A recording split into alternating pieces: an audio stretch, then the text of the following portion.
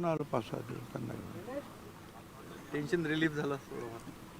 हां, रिलीफ काय म्हटलं तर रिलीफ आहे, म्हटलं तर थोडंसं पाहणं होतं, मुलांबरोबर राहणं वगैरे, त्या दृष्टीनं थोडंसं रिलीफ मिळतो त्यांच्याबरोबर.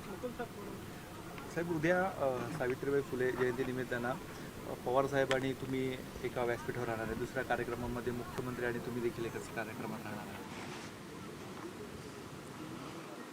असं आहे की आज नाशिकमध्ये आपण जे भव्य पुतळे उभे केलेले आहेत, महात्मा फुले आणि सावित्रीबाई फुले, उद्या सावित्रीबाईंची जे त्यांचा जन्मदिवस आहे, हो. तर आज रात्रीच आम्ही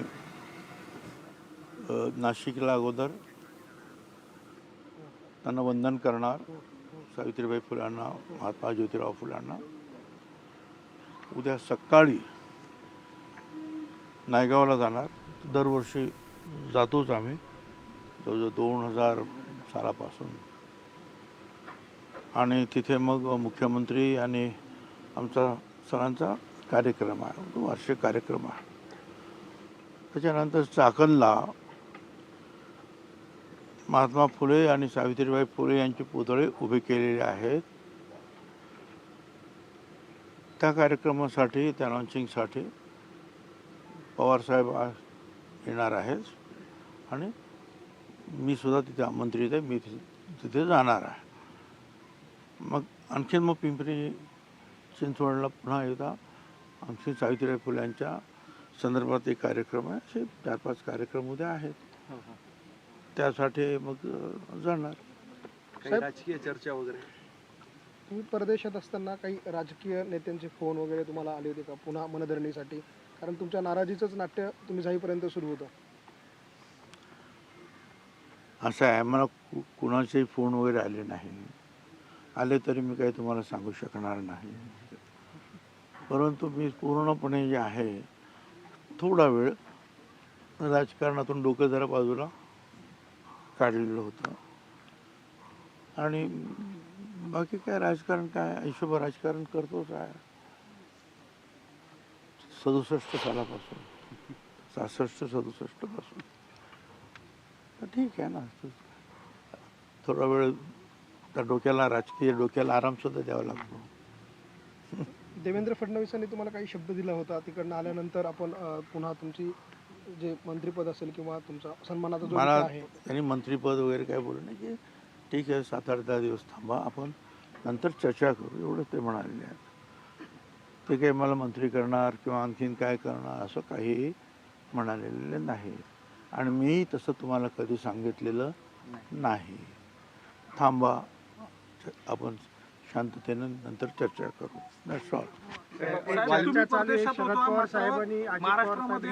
एका वेळेला एकत्र यावे अशी चर्चा चालू आहे. शरद कोणाचे? अजितदादा आणि मोठे साहेब एकत्र यावे असे कारभारांनी केलं आणि अजितदादाच्या आईने पण परवा कुठेतरी बोलला.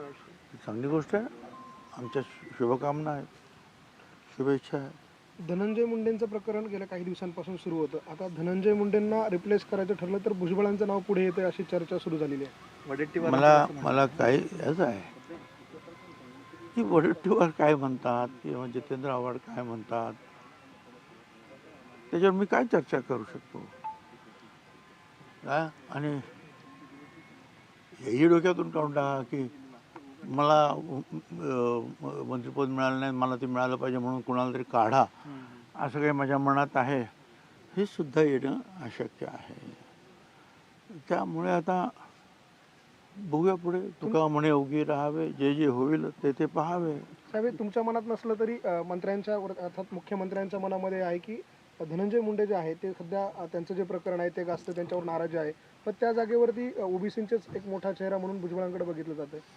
असं आहे की मुख्यमंत्र्यांच्या मनामध्ये हे आहे, ते ओळखणारे मनकवडे आपण कधीपासून झालात की त्यांच्या मनामध्ये काय आहे. हां, जे मला ते कधी म्हणाले नाही ते तुम्हाला कधी कसं काय कळालं? चला, आपण संध्याकाळी भेटूया. कार्यक्रमाला अवश्य या. सावित्रीबाई फुले यांची उद्या जन्मतिथी आहे. त्यानिमित्तानं जे आहे अर्थात फार मोठे पुतळे आपण चांगले तुमच्या सहकार्याने आपण उभारलेले आहेत. आपण सगळे वंदन करूया आणि सावित्रीबाई फुले, महात्मा ज्योतिराव फुले हे आमचे जे आहेत पॉवर स्टेशन